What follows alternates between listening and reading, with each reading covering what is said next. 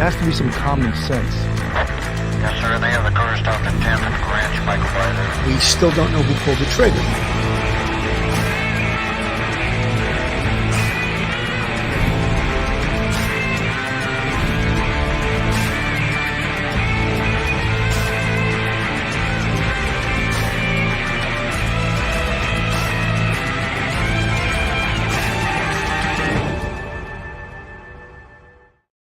Hello, everyone, and welcome to Police Off the Cuff, Real Crime Stories. I'm your host, retired NYPD Sergeant Bill Cannon, 27-year veteran of the NYPD.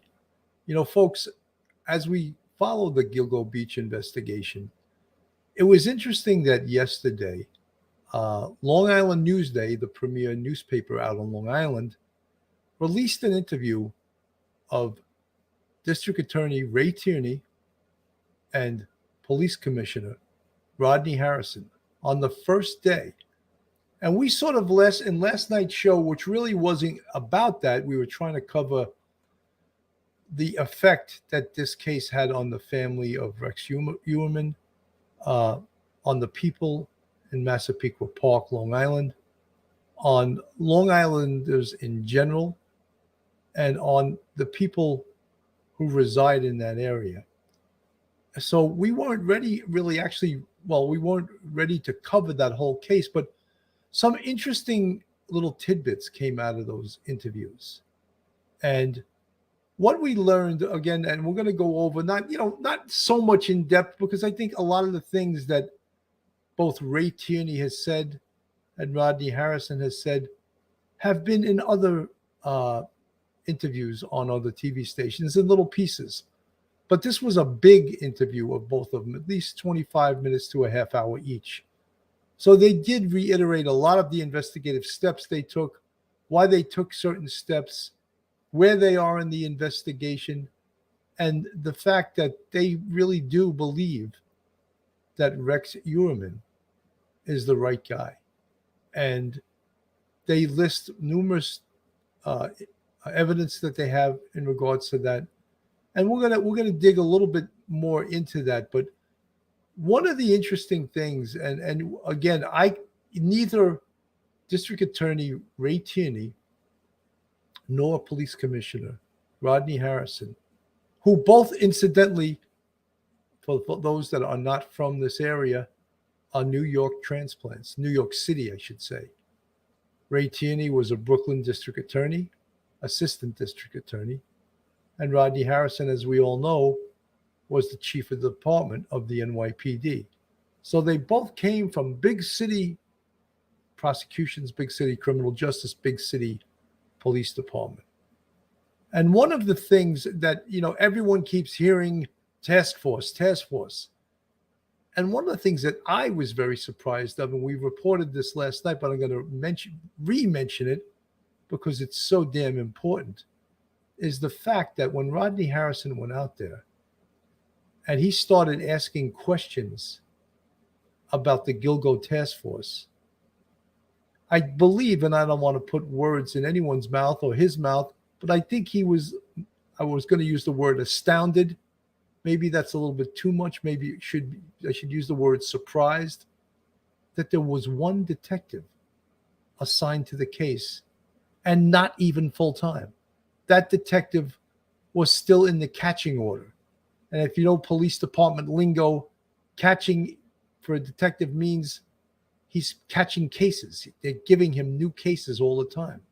So one detective assigned to the Gilgo Beach case of 11 bodies, and he's not doing it full time.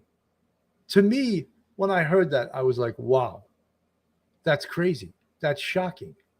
Another thing that Rodney Harrison said, and we're going to get back to what some of the things Ray Tierney said also, he was sort of surprised to find out that the reward for information leading to an arrest or conviction of the person or persons responsible was only $25,000. I mean, that sounds ridiculous for a case that's this old and a case that is this notorious. So all of these things were being uncovered in these interviews.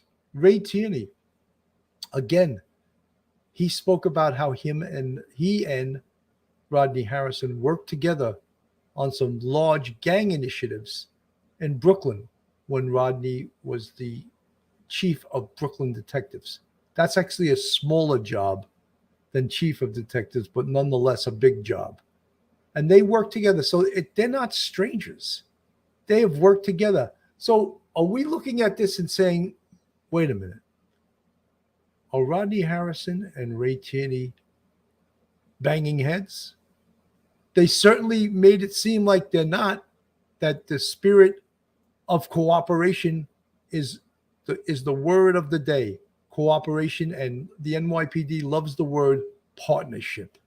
Our law enforcement partners. And that's what they were both saying. Our law enforcement partners, the task force. Once we established this task force, things started to happen. So I've gone on and on with this monologue, but that's what we're going to be talking about this evening, is about what did we find out in the interview of District Attorney Ray Tierney, and what did we find out in the interview of Police Commissioner Rodney Harrison. And to join me tonight to talk about this, I have the crowd favorites, and straight out of the Bronx, we have Professor Mike Geary, retired NYPD sergeant, law degree, all those accolades, and we recently tagged Father Geary on him. I don't know if he likes that tag, but Mike, welcome to the show. Thank you for having me, Billy. Bless you, my son.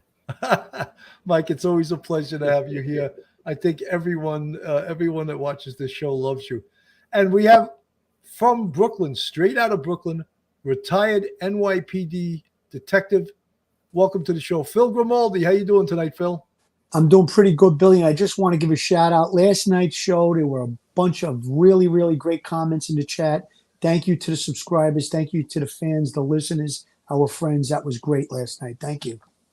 Yes, I mean, we appreciate all of our fans, our friends, our subscribers, and we can't say it enough. I don't like to beat it to death, but thank you guys so much for supporting Police Off the Cuff, Real Crime Stories. So, Mike, you know the theme tonight. I believe you watched both interviews. At least I gave you that homework yesterday. I said, Mike, this is your homework for tomorrow. And I believe you watched them. What did you take from these interviews, Mike? Well, Billy, right now, everybody's, really pleased with everything. The task force did its job, did it really well, did it fairly quickly when you think about the task that they had to do, and going over old records and, coming up with a name of a suspect within about 2 months of the formation of the task force, and then working that case. The task force is still going great guns because there's a lot of other bodies that they have to account for to see whether or not it's tied into Rex Heuermann. So there's that glow of victory, and that's a wonderful thing. And I think that, it's okay to have an interview, but I think both for Commissioner Harrison and DA Tierney, they have to be very careful, very circumspect about what they say. But it is good to see both professionals on the same page, and it looks like they have a very good working partnership, and that's good for the people of Long Island. Absolutely. Phil, before you start talking, I want to proceed your talking with a question to you. Sure. Do you sense any rivalry between Ray Tierney and Rodney Harrison? Do you sense any animosity? Do you sense any one-upmanship by either man in this case? I think what you're trying to refer to is what we call a pissing match, and I definitely do sense that, Billy. I've been outspoken about Tierney. I don't doubt that he's a qualified prosecutor. However, I just felt that he tried to steal the spotlight. It was the Ray Tierney hour many days in the past. That sit-down interview, I think if you look at them, they were a little bit different. I think Rodney Harrison showed a little less information regarding specifics of the case, whereas Tierney didn't. And, listen, I'm biased towards Rodney Harrison. I did know him. I met him several times. I know of his, going up the ranks in the police department, the NYPD. He was a working police officer, detective sergeant, and up the ranks. He wasn't a bookworm that hid in some office someplace, studied and passed a test and got assigned as the assignment as the chief of detectives without having the background. He definitely was a hardworking New York City police officer that went up the ranks.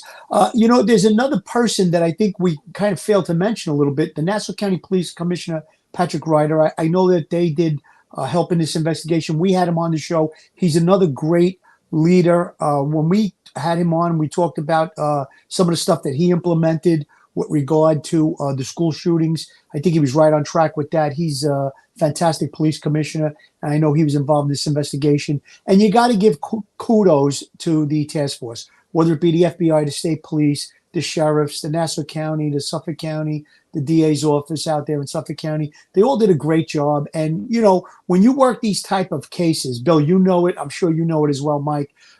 There's a little bit of an anxiety level. You get assigned to a case. There might not be very many prospects where you think you're going to solve it. All of a sudden, things start to happen. The case starts to gain steam. You get to that point where you're about to make an arrest. You get the guy in custody. Now it's a little bit of a sigh of relief. You can take a deep breath, but the investigation still continues. And in this case, we saw that Cameron Vergata was identified from a 96 homicide. Perhaps she's involved in this, perhaps not. The fact that she was identified through the DNA, I think that speaks volumes about the positive steps moving forward with the DNA technology. So again, this is a major, major, major investigation. I would love to have been part of it. One of the questions last night in the chat was, how would you feel about getting into the interview room and interrogating Rex Heuermann? That would have been the highlight of my career, I think. However, we all know he lawyered up, so that there goes that. But this is really a case that we can take a lot of, we can learn a lot of different things from the investigation. And I'm really looking forward to the moving forward of the investigation, the events that are going to follow. I'm going to play a little bit. This was part of the interview with Ray Tierney, and I'm not going to play the whole thing because probably every one of you guys listening have watched this. First uncovered the victims back in 2010. 13 years later, a suspect is behind bars, charged with 3 of the killings. And the Suffolk District Attorney is planning to prosecute the case himself. When I took office in January of 2022, I made Gilgo a priority. DA Ray Tierney is sitting down with Newsday TV for a one-on-one interview and talking about why it took so long to make an arrest, where the case goes from here, and why he's taking the lead in the courtroom.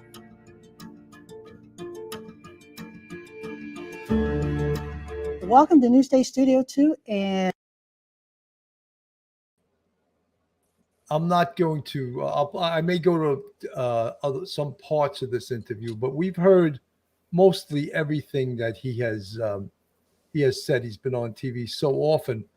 But one of the big things, and again, the elephant in the room, and I don't want to spend all our time on it, but it's obvious to anyone that something was done extremely wrong previous to Ray Tierney and Rodney Harrison taking over this investigation. And we mentioned it last night, and we can't ignore it. It is the elephant in the room. Why, for 12 years, did they have this information about the Chevy Avalanche and the burner phone pings in Massapequa Park in New York City? And why did it take them so long? And we know Rodney Harrison, the humble man that he is, pointed out, always giving other people credit than himself, pointed that out that it was a female state police investigator using, I believe, a database called the Lawman Search. And I think we had sort of a form of that when we were on the NYPD, but the state police, obviously the DMV database is a state database. So the state police, it would make sense that they had access to the best database. How did she find Rex Heuermann through that Chevy Avalanche 13 years later? How was it done in 2 months? What couldn't be done in 12 years? And that's the elephant in the room. And guess what? Neither Ray Tierney nor Rodney Harrison want to speak about this. And to me, I think that's a good move in a way, because they can't do anything about what happened in the past. However, some of the investigative resources and the investigative leads they found out, they used. Of course, the burner phones, all of that information was there. The car information was there. So it wasn't like they didn't have to start all over, but they started at a point, and it gets a little bit nerve-wracking for people following it, us podcasters, regular civilians out there, perhaps the families of these victims that said, why did this take so long? Mike. Yeah, Billy, it was tremendously under-resourced, completely under-resourced. You start off over the course of 2010, you get the missing persons, then you find 4 bodies lying similarly buried in a particular sand dune over the span of maybe 50 yards. They're all right next to each other, all similarly disposed of with the camouflage burlap. And it seems that they put one person on the case, not even 2. So you have one, and if you have 4 bodies all lined up in a row that look like they're the same MO, that you've got right off the bat, day one, you got a serial killer. It doesn't matter who these people are, how old they are, what they did in their lives. The fact is, you have 4 people whose bodies are there. That's a serial killer. That's the most dangerous person that you can investigate. They under-resourced it with manpower, and for whatever reason, they under-resourced it also with any other capabilities, budget, equipment. They didn't have like a TARU probably kind of thing set up like we have in New York City. And I think that's good for Chief Harrison and Tierney to not look at that right now and say, that's the past. We'll deal with that later. But it's incomprehensible. It's inexcusable.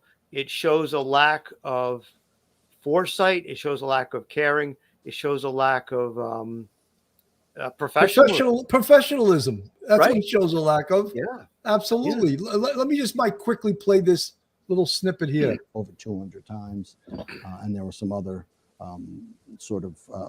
concerning activity as well. Well, the concerning activities, there's a lot. I mean, the bail memo went in chilling detail on what some of those found. Did that part of it sort of help bolster the idea that this was your guy? It wasn't. It was the burner phones. It was the hard evidence, but there was also everything that he was doing, everything that he was looking at.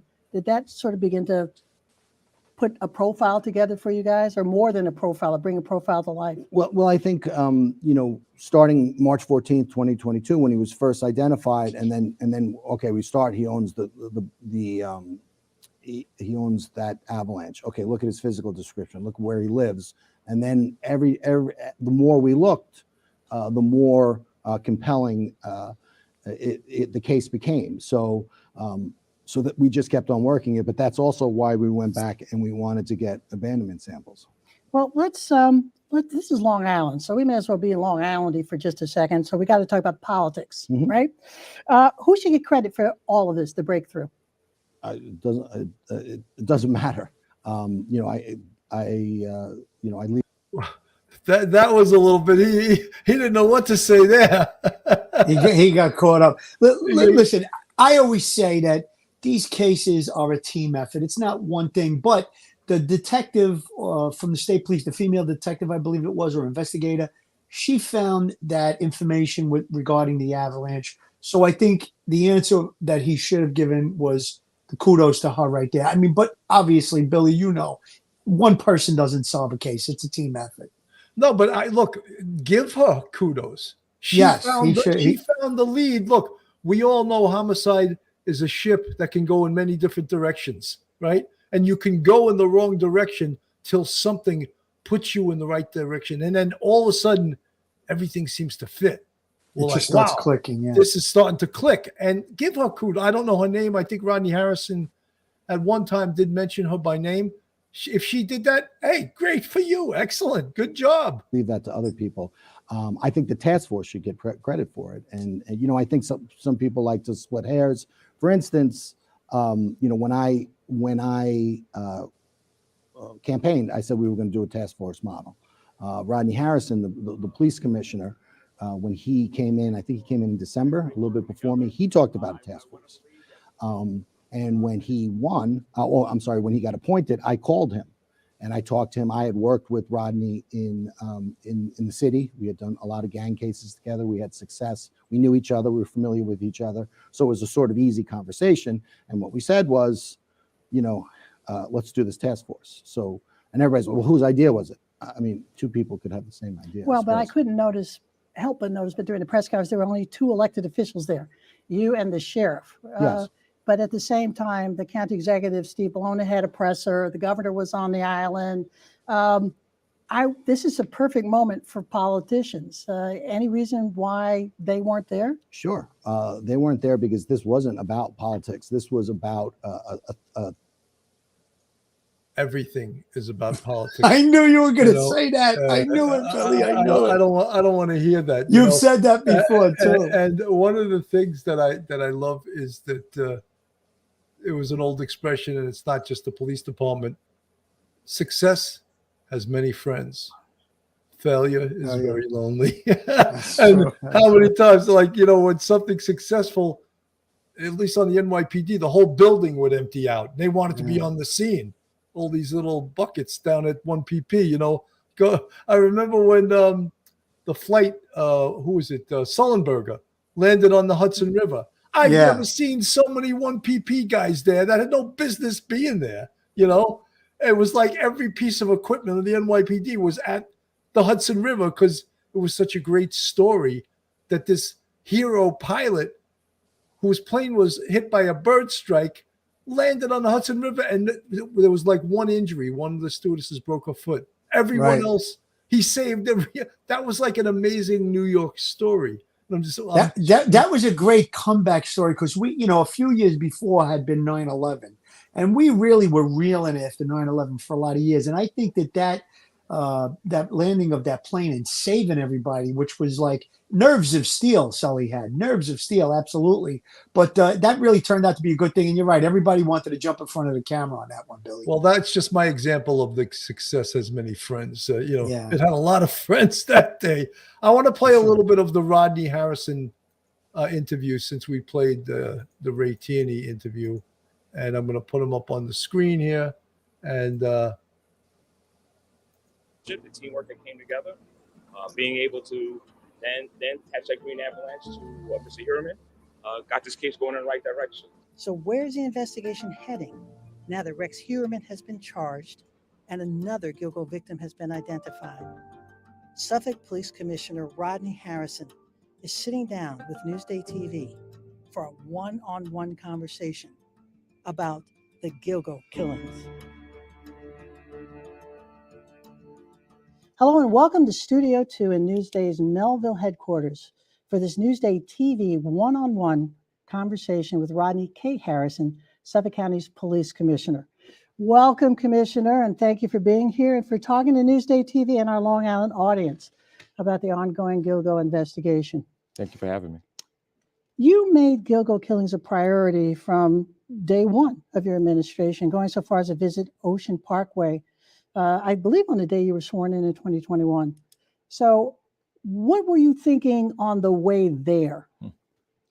Yeah, there's a lot of backstories to why I went there so early on in my time frame as the newly sworn in police commissioner. I had a conversation with the county executive, Steve Bologna, and there were a couple of things that he asked me to take a closer look at. And, you know, there was a reform plan that he wanted to have implemented. But also, I think one of the main reasons why he nominated me to be police commissioner because of my investigative background. You know, I did 30 years at NYPD. Out of that, 12 years, I was part of conducting investigations or overseeing them. So one of the things that I thought would be important to me to kind of get a little bit of a better understanding is take a look at where the crime scene is and see what was there? Is there something that we could have missed? Is there something that the investigators for the last 12 years could have did a little bit better with? And that's something that I learned during my time frame in the city as being a detective, being a sergeant in the detective squad, as well as being the chief of detectives. It's always good to take a look at the crime scene and evaluate what's there. And Phil, someone in the chat just says, ask detectives, what does walking the crime scene mean to you? So, Phil, why don't you answer that? Oh, absolutely. I've been talking about how I want to get over to that area. Just walk through the crime scene. You're dealing with a situation where someone committed a crime. If you don't know the crime scene, you can't get a feel for what actually took place. Looking at it on a piece of paper, notes, somebody gives you information, this happened, that happened. But when you're there, you could see it. You can visualize, all right, the perpetrator came in through this location or went out through that location, different things like that. And I think that even looking at the house might give you an idea of maybe how he brought the victims into his house, how they exited. Was there a back way, a side way? Did they go in through the driveway?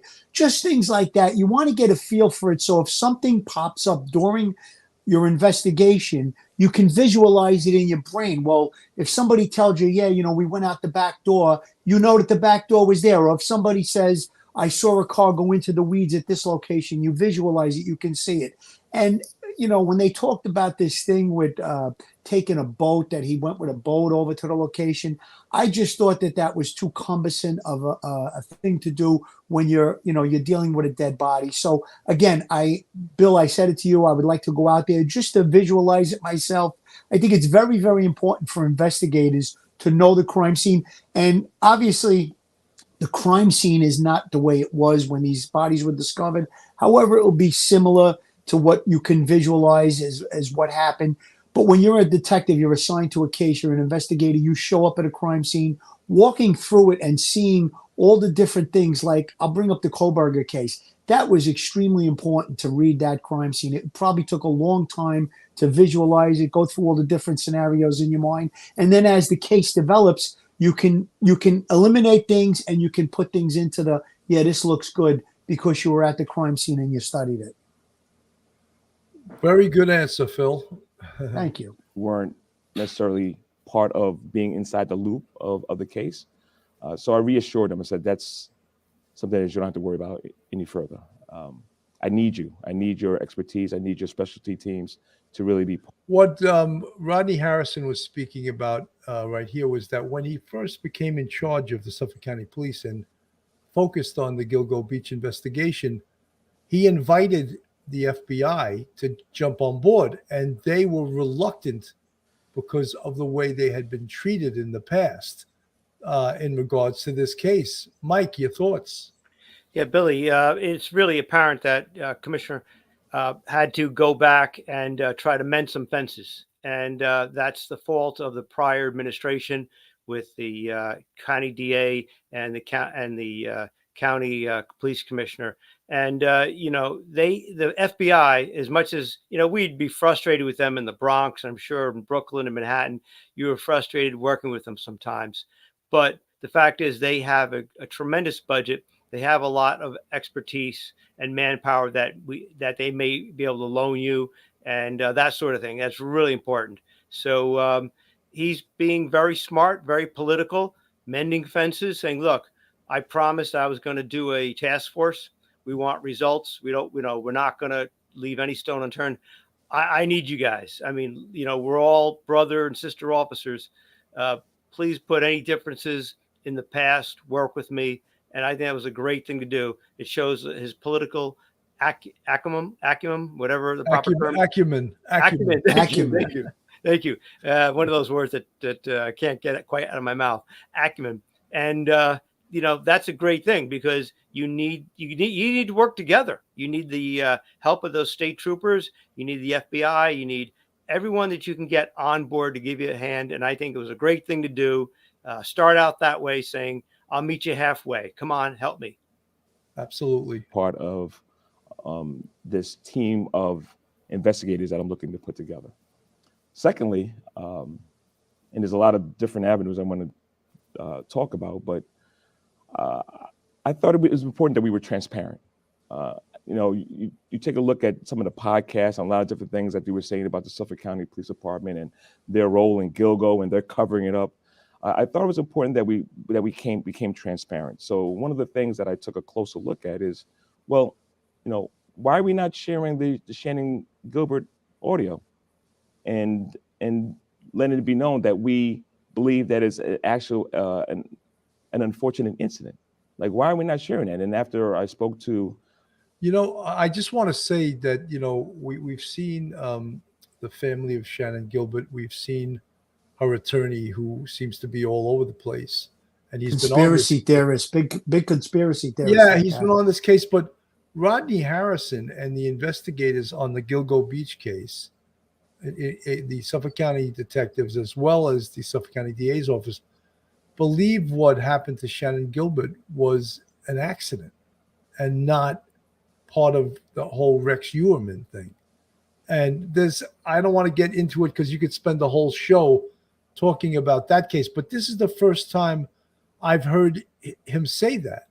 And of course, she has this attorney who's been saying otherwise. In fact, they hired Dr. Michael Baden, who was the former chief medical examiner of New York City, a very long time ago. And he did a second autopsy on the body of Shannon Gilbert and indicated that the hyoid bone was broken, which would indicate death by strangulation. But that was the second autopsy. I don't think the Suffolk County medical examiner came to the same conclusion. So obviously there's some disparity between the two, and there's some maybe hard feelings about I believe the family believes and her attorney believes that she potentially is another victim of Rex Heuermann. Billy, the details of that case, when you have the phone calls, it sounds like she's traipsing through high brush and it was like a marshy area. So you do have a lot of different detail. It's not like you're just finding a dead body. The hyoid bone is broken. That's in the throat area. Obviously signs of a strangulation. So, but I think with all the other details, they interviewed the person that she was visiting. They interviewed the driver. So with all of those things, I think they took into consideration the weather. So all of that was how they came to the conclusion that they felt it was an accident. However, they find that broken hyoid bone. So I guess it's still open for conversation. Absolutely. My detective lieutenant and a couple other investigators, that was something that we thought was important to share. So let people know, hey, listen, your perception of what happened, your perception of the Suffolk County Police Department is inaccurate. And playing that audio, I think, changed it in the right direction. So in essence, my NYPD experience, learning to be transparent, to get people to trust our organization, I believe was very, very helpful going forward with the investigation. So let's talk a bit about the suspect. There's been a lot of reporting on how some reexamination of old evidence led to the arrest of the suspect, Rex Heuermann. But I would imagine, and you'll tell me, you had to go back and did you do re-interviews, new interviews? I mean, it was more than that, yes? I not only did we do re-interviews, and there was a lot of different investigative steps that I can't tell you every little thing because I'm sure you understand still going through a judicial process. But I even took the time out and sat down with John Ray and to see what type of information he had. He was claiming that the Suffolk County Police Department wasn't getting in contact with him regarding information that he had regarding Shannon Gilbert. So I made sure that I made myself available for I believe John Ray is the attorney for Yes. Shannon Gilbert. him and see what he had to do or say, excuse me. I wanted to make sure that anybody that was in our custody was being debriefed. That's why I reached out to Earl Toulon and asked him to put a liaison that's going to speak to anybody who might have been involved in sex work between the time frame of 2007 and 2011, just to kind of re-interview them and see if they knew anything about the Gilgo investigation. So there were a lot of different avenues that we tackled regarding trying to rejuvenate this case. You know, I even took a look at the Crime Stoppers tip award. It was at $25,000. I said, listen, we got to double it. We got to raise it to $50,000. That may get somebody to come forward. The Megan Waterman video over in Hauppauge. I said, listen, let's show that. Maybe that will show people that we're trying to get somebody to come forward and give us information. You know, these things that Rodney Harrison is suggesting, and with transparency and putting out video, putting out the 911 tape, I believe before he took over, there was a female FBI agent, I forget her name, I apologize for not having a name, who released the belt that Maureen Brainard-Barnes was apparently wrapped in or tied up in. And that was held for years. And why would that not be a good thing to do? Like if someone, just as we speak about the potential trophies that could have been found in Rex Heuermann's home, in the storage facility that he had, that we'll only be able to identify those things and connect them to potential victims if they put an online site with all of the evidence that's collected or what they believe to be evidence taken from his home and the storage facility, and allow the public to look at it. And that's the way you're going to come up with additional victims, or with someone saying, that was my sister's shirt, or that was my sister's shoes, or that was my sister's pocketbook, or that was my sister's necklace.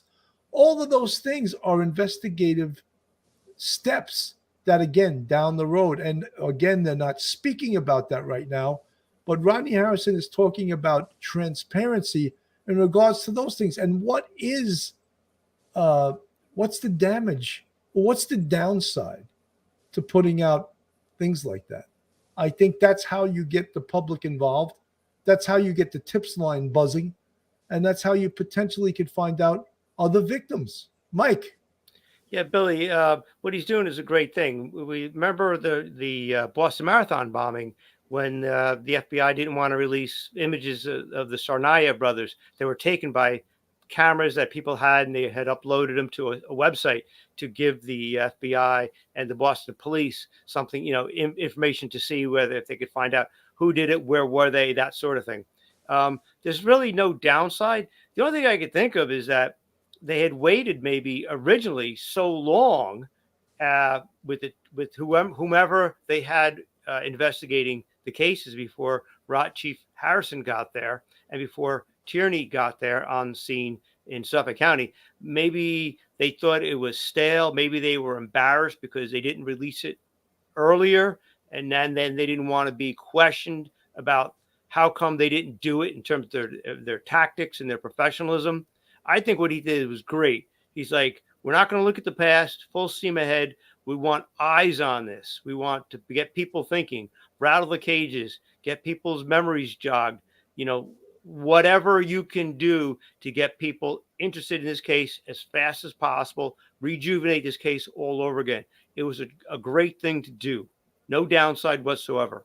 Mike used the term "shake the tree." That's what I was just going to say that. In the NYPD. And culturally, and Mike, you brought up the Boston Marathon bombing. Culturally, the FBI does not like to release things. Yeah. And what in that Boston Marathon thing, what that resulted in was a dead cop, a university cop that didn't know that the Tsarnaev brothers, who they were. Right. And they took his gun and they shot him in the head. And had they made, you can't second guess, but you can second guess in a way, because culturally, Boston, the chief of Boston, I think his name was Ed Harris. And he wanted to release the information, and he was overruled by a higher government official.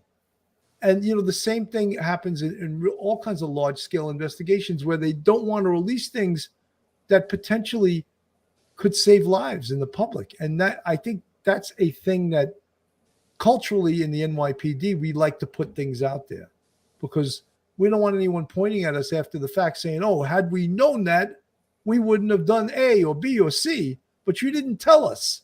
So you put the public at risk. So again, even the FBI agent, the female FBI agent who was the PC of Suffolk for a while, she's the one that put that belt out. That was at first thought to be a huge piece of evidence, and I don't know if it shook the tree and got any new leads or anything. But that was a great idea too, I thought. Phil.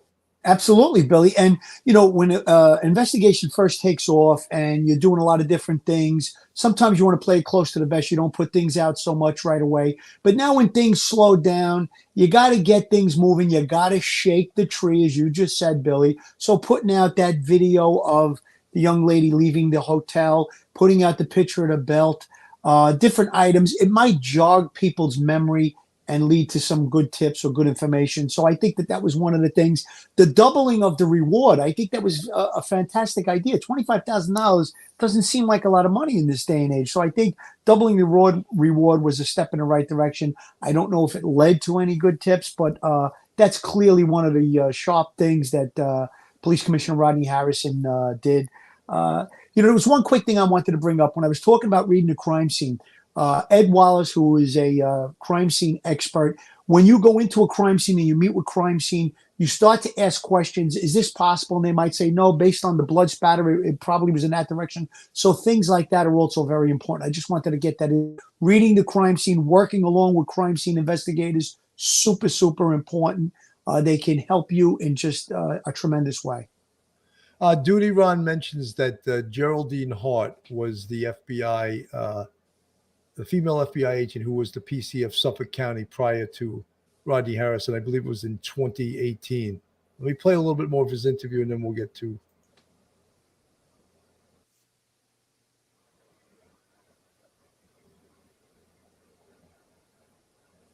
I don't think you're getting it, Bill.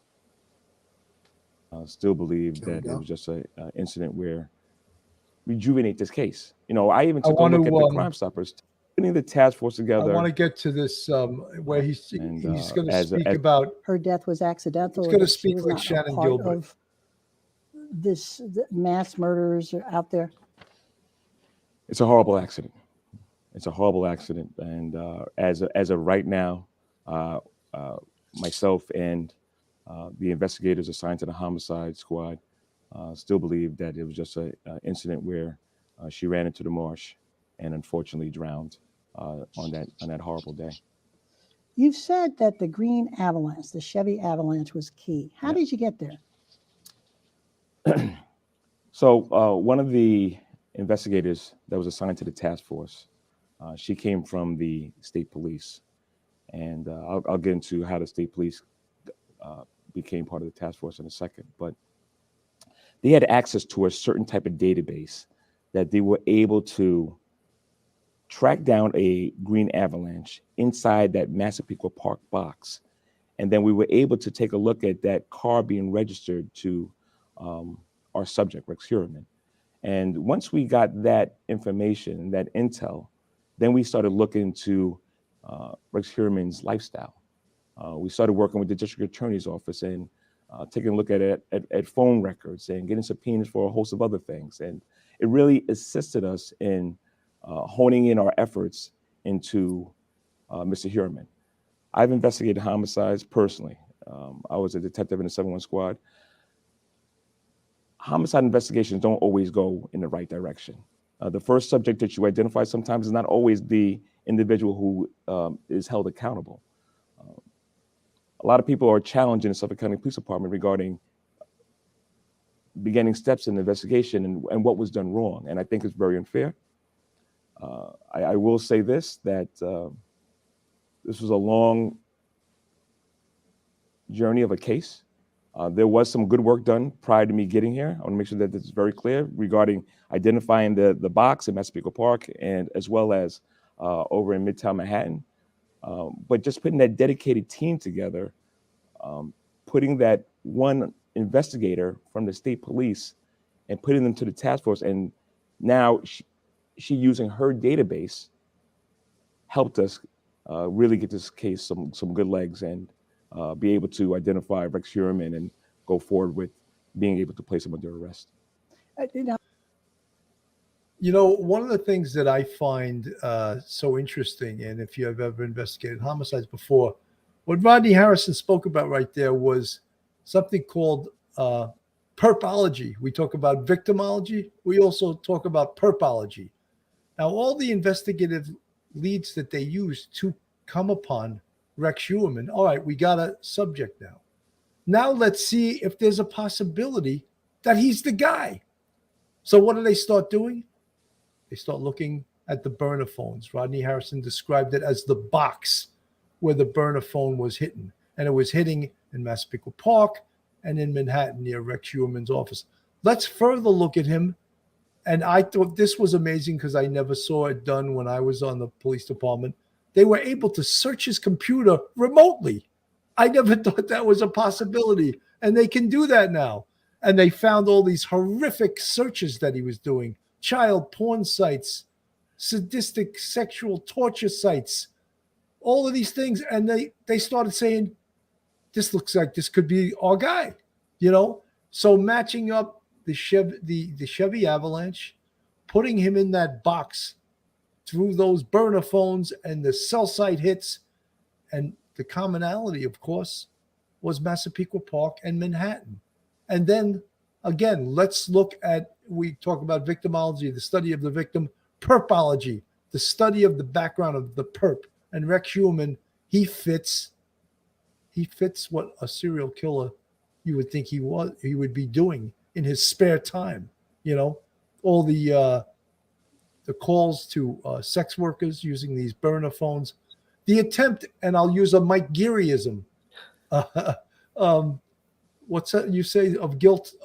Consciousness of guilt. Consciousness of guilt. Premeditation. He's doing things to not get caught. I feel like Crazy Eddie, if any of you guys are old enough. He's doing things to not get caught, which as a Michael Gearyism is something called consciousness of guilt. And that's why I know Rodney Harrison. I have nothing but respect for that man. But look, he has a background as a gumshoe, as a detective. He wore the gold shield of the NYPD. So not only did he become a big boss, but he knows how to run and how to investigate a homicide from experience. And there's no better teacher than experience. Go ahead, Phil. Well, what I was going to say was, he talked about the box. There's the box that they believe the cell phone was pinging to a location in Massapequa Park and a location in Manhattan. Now they start looking at Rex Heuermann when they get the vehicle. He has a home in Massapequa Park.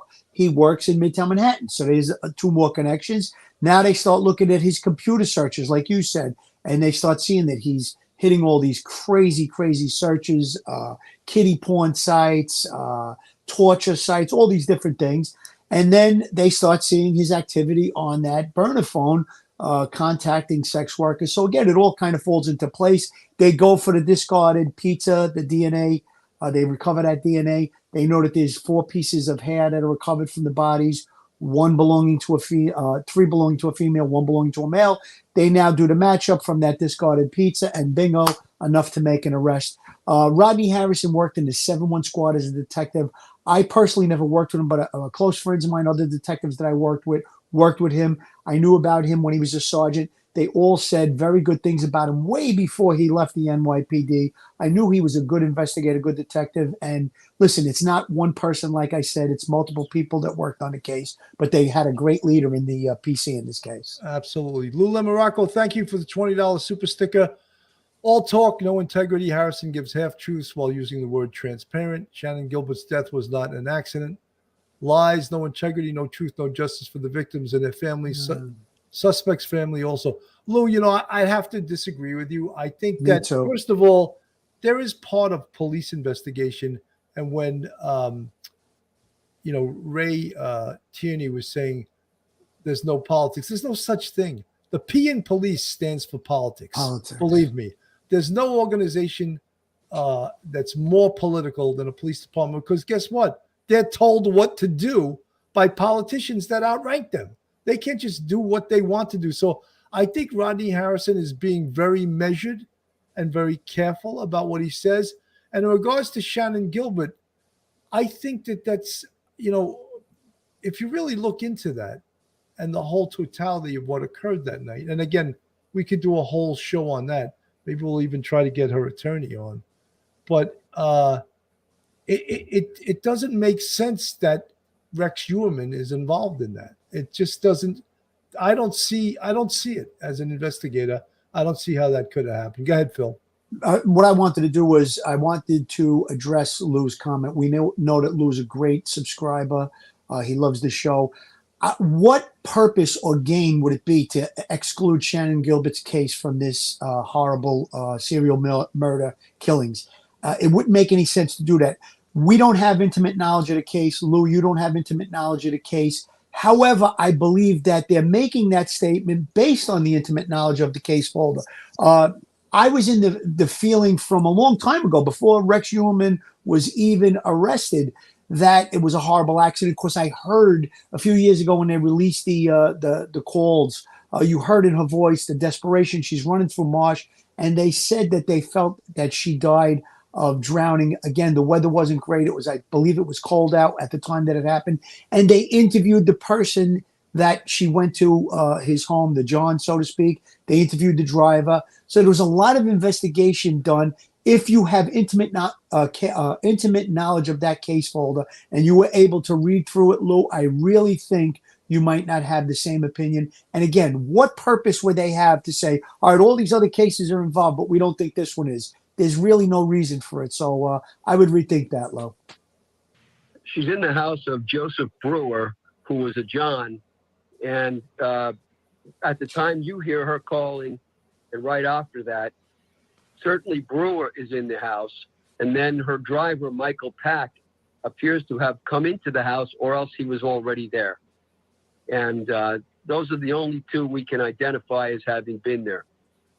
Do you suspect that there were other people there? It's hard to tell in that 911 call. There's voices in the background. There's some mumbling. Do you suspect that there was anyone else inside the house that night? There were other people there. Whether they were in the house or outside the house is not clear. But Shannon certainly believes that they are in both places. And that's the underlying key to the first part of the calls, that Shannon was acting perfectly rationally. She had a very hard decision to make. She went out of character for a prostitute and called 911 and desperately looked for help because, as she said, somebody was after me.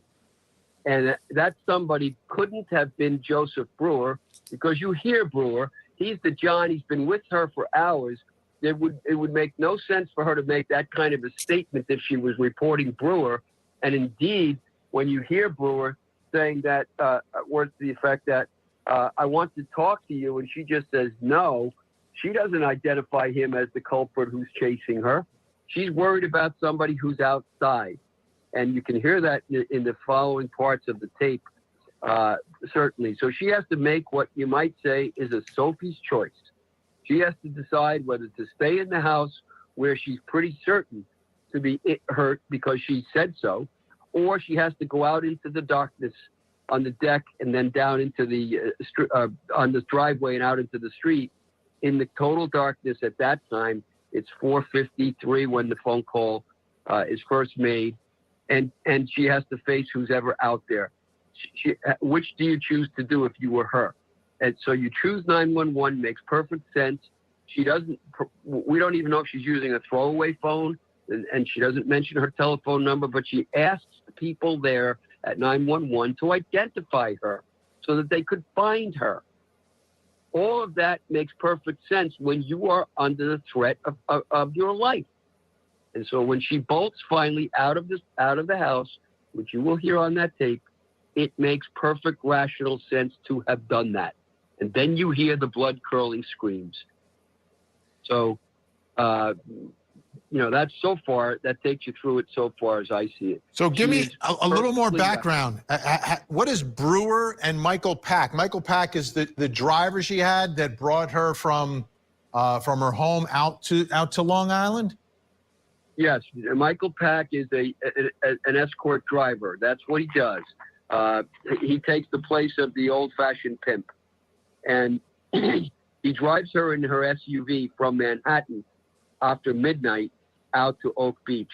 It is highly unlikely that he, who is very concerned with money, every penny of money, would have taken that trip using the gas all the way out to Suffolk County in the pitch of the night for a small amount of money, and to have made that arrangement all by telephone and trusted that he would have been paid. That doesn't make any sense. What does make sense is that this was a prearranged meeting. And the more details than that, we do not know, and the police haven't discovered. So Wait. what happened is, Let me follow up on that, because I want to make sure I'm following you here. Are you saying a prearranged meeting, something beyond the time she spent with Brewer? something else was arranged. Certainly Brewer was involved in it, but for Shannon to travel all the way out with Pack in that SUV would not ordinarily have occurred unless there was a prearranged meeting and there was a fairly good sum of money involved. Remember that Shannon normally has 2-hour trysts, and this tryst lasted for 4 hours, 3 to 4 hours. So according to Brewer and or Pack, they claim that, well, she agreed to do extra time once she got out there. That's not likely either, especially because Brewer has claimed publicly a number of times that when Shannon arrived, he didn't want to have anything to do with her because she looked like a man and he wouldn't have any kind of relations with her. He claimed that. That's hogwash. And so there are lies being told about the whole thing by these people who were involved. And so, I mean, that's we could cover that. You need actually a full show to cover that because there's so many moving parts to that. But it's just Rodney Harrison and the investigators for the Suffolk County Police, and I believe also Ray Tierney, they're saying this was an accident. But what this also leads to, guys, is people saying that there's other killers involved with Rex Heuermann. And when Rodney Harrison was asked that question by the Newsday interviewer, are there others? He said that remains to be seen. So he didn't slam the door on that. Right. He left the door open that the possibility exists that Rex Heuermann didn't do this alone or did have. So, I mean, look, that does open the door to all kinds of conspiracy theories. But when you don't know, you can't definitively say, oh, it's this way or it's that way. We deal in fact and science in investigation. Mike. Billy, can I address the chat real quick? Everybody's talking about. I'm sorry, Mike. I didn't mean to cut you off. Everybody's talking about the hyoid bone. Now, in a fresh, a victim is killed by strangulation, and the body is considered fresh within hours. Let's say there's other factors besides the broken hyoid bone. There's petechial hemorrhaging in the eyes. That's little broken blood vessels. Those are all indicative of a strangulation. And then once the medical examiner gets to do the autopsy, they'll put it all together. Now, the body was decomposed when it was discovered. So again, did they miss this broken hyoid bone? I don't know. Baden comes along, does it. Is there other ways that a hyoid bone can be fractured or broken? Yes, 100%. Perhaps there was a struggle and it got fractured then. Or perhaps she fell, or perhaps when she's running through the bush, a tree branch could have hit her in the throat. I don't know. I don't have intimate details or knowledge of the case, but everybody's hanging their hat on that one thing that broke that fractured hyoid bone. If you have intimate knowledge of the case, like Police Commissioner Rodney Harrison, and he's making that statement pretty clear, it's a horrible accident. Perhaps there are other factors that we don't know about regarding the autopsy that pointed towards the drowning and not the strangulation. I'm comfortable with it. I have to put my faith in him. I know him. Am I biased? Yes. But I don't think it would make sense to exclude this case from all the others. There's no reason for it. And I'm going to put my faith in that. Mike, your thoughts? Oh, Billy, when it comes to Heuermann, I'd bet my paycheck that he acted alone. I don't think that he would I want agree. to. You're more likely to get away with something if only you know what's going on. You put somebody else there. What happens if they get busted for something else and then they can give you up? They get caught doing something, they'll give you up to save their skin. This is something that like a serial murder or any murderer would do. They don't want to tell too many people about this. And I think with him surviving all these years, taking these lives over the course of a number of years, he didn't do it by being careless. He was very careful. He didn't understand the cell phone technology, but everything else, he was very careful, very meticulous, covering his tracks. So therefore, the chances of him working with someone else, as a conspiracy, I don't see it. I don't. It could happen. I don't see it. I think Chief Harrison, Commissioner Harrison, is being very circumspect and keeping an open mind just in case there's other evidence developed. And I think it's a good thing. But from my vantage point, I don't see him being part of a conspiracy with, at least one other person. I don't see it. I think he acted alone. He only trusted himself. He wouldn't trust anybody else. This is something that's very sick, very deviant. He knows it, and he doesn't want to be caught. He's using as many precautions as he could think of not to get caught. And another person that you're working with, that's a loose end that has to be accounted for. I don't think it fits his profile. Mike, I happen to agree with you. Let me just go to a quick. Folks, this is Police Off the Cuff, real crime stories. If you like real crime, true crime from a police perspective, then you're in the right place. And if you're not subscribed to us, go on our YouTube, hit that subscribe button, and give us a thumbs up and ring that bell. If you want to support us, we have a Patreon with 3 different levels, and we also have a YouTube channel membership with 5 different levels. And you see the folks in the green font. They're part of our YouTube fans, subscribers, and friends, and we really appreciate all of them. This case is going to go. House was an eyesore. Detectives said they found hundreds of guns locked in a vault in the house, and fairly soon they were searching storage facilities nearby. Are there body parts or things that we need to take a look at? Are there trophies of some of the victims that, unfortunately, that he stored in that location? The crucial break in the case had come last year from a new interview with Amber Costello's roommate and pimp, who said that John had come to their house in Babylon on September 1st, 2010, the day before she vanished, and the client, described as ogre-like, was driving a green Chevy Avalanche. 6 weeks later, on March 14th, 2022, the name Rex Heuermann was first mentioned as a suspect in the Gilgo case. Not only did he own the Chevy Avalanche, but he matched the physical description.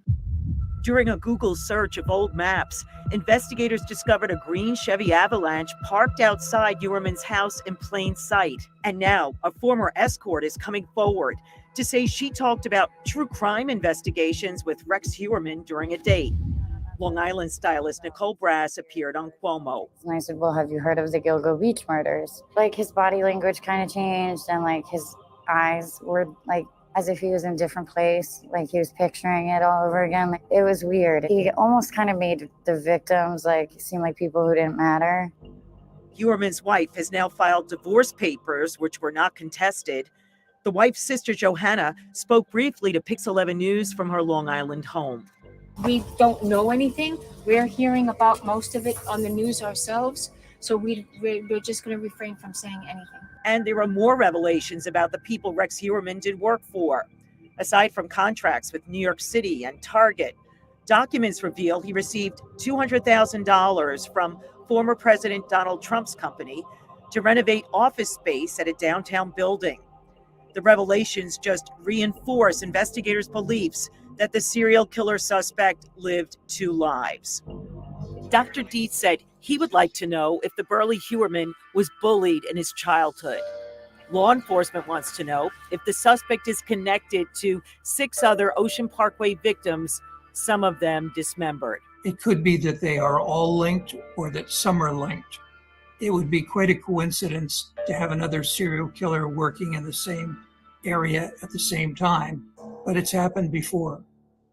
Families of the victims who lived in upstate cities or out of state had to fight to get the attention of law enforcement because the women were categorized as sex workers. Relatives of the victims often held vigils here and demanded they get treated with dignity. Now they've seen the face of the accused killer. He just looks like a cold monster. And in his eyes, I mean, you can just see that it's like a sociopath. Victim Amber Costello's aunt watched the serial killer case unfold from her home in North Carolina. Other families somberly followed District Attorney Ray Tierney into court when the gruesome indictment was unsealed. One of them was the younger sister of victim Alyssa Barthélemy. The sister was just 15, according to family, when the accused killer made taunting phone calls in 2009 using Barthélemy's cell phone. Is this Melissa's little sister? That's how he started out the conversation. Is this Melissa's little sister? And she answered yes. Megan Waterman's daughter was just 3 when her mother disappeared. Doubtless.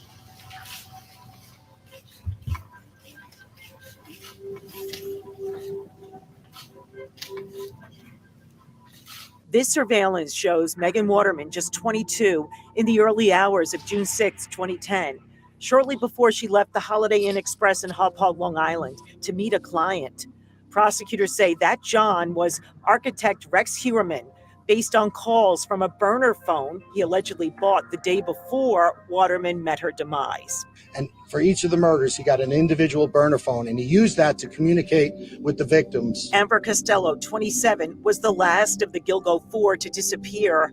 Court papers indicate her roommate and pimp tried to act like an outraged boyfriend when the suspect allegedly showed up at their Babylon rental on September 1st, 2010, looking for sexual services. They wanted to rip him off. Heuermann allegedly texted Amber Costello saying, "That was not so nice. Do I get credit for next time?" Her roommate watched her leaving the house the next day, taking nothing with her. He was really worried because when she went out the door, she didn't take her purse or her cell phone. He was like, "You're forgetting them." And she said, "I'm not going to need them." Amber Costello's body was discovered 3 months later with the Gilgo 4 on Ocean Parkway. He's huge. None of these girls stood a chance against him. The Long Island serial killer investigation involved painstaking phone analysis, the search for better DNA technology, and the hope that a tip would come in that would change everything. The Gilgo Beach Task Force tracked Rex Heuermann. So, folks, we all know this stuff, but this is going to, continue this investigation because there are 6 more bodies there. 2, at least the Peaches and the toddler, unidentified. I'm hearing unverified reports that they potentially may have Peaches identified as well as the toddler. All of these identifications are made through things that we've spoken about on this channel, investigative genetic genealogy. And this investigation is far from over. Again, we're all waiting for the Maureen Brainard-Barnes, who is the 4th of the Gilgo 4. We're all waiting for Rex Heuermann to be, in fact, charged with that case also. So hopefully that will be forthcoming, but there's lots more of investigation to do. We're going to continue to follow this case, as it also is for even retired law enforcement officers. It is a fascinating case, and we love bringing it to you. Mike, thoughts? Yeah, Billy, patience for everyone, because this task force has a lot of work to do. It's not like they're closing up shop in the next couple of months. They're going to be working all of these cases that they have, all the unidentified girls that have been, along that Ocean Parkway area, Gilgo Beach and beyond. There's like about 1.5 miles, I think, stretch. They're working out every single one of those cases. Every single one of those cases was a cold case. They're all hot cases right now.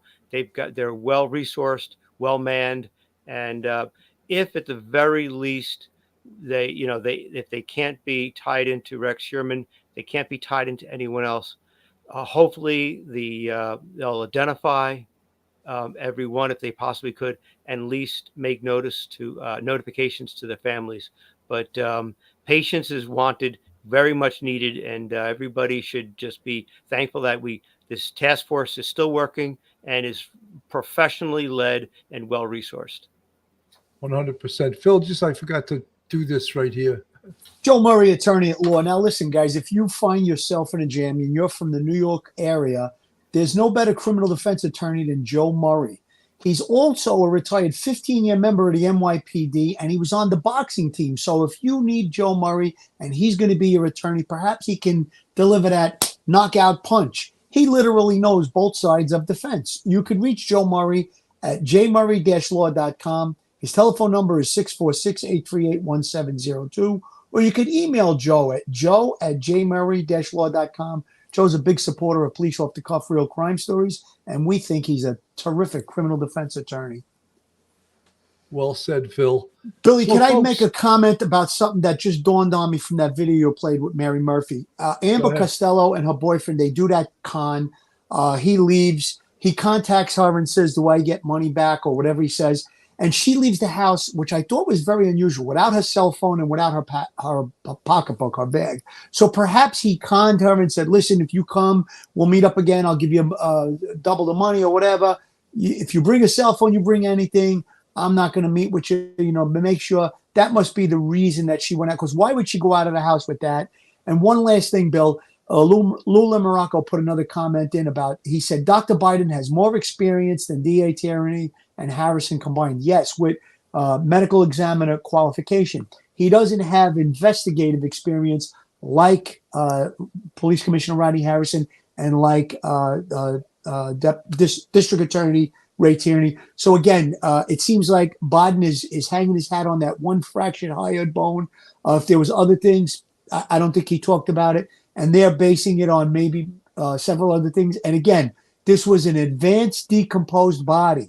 So there wasn't a lot to work with there. So I think that their conclusions based on intensive and a lot of interview, and they went along with the science as well, I'm sure.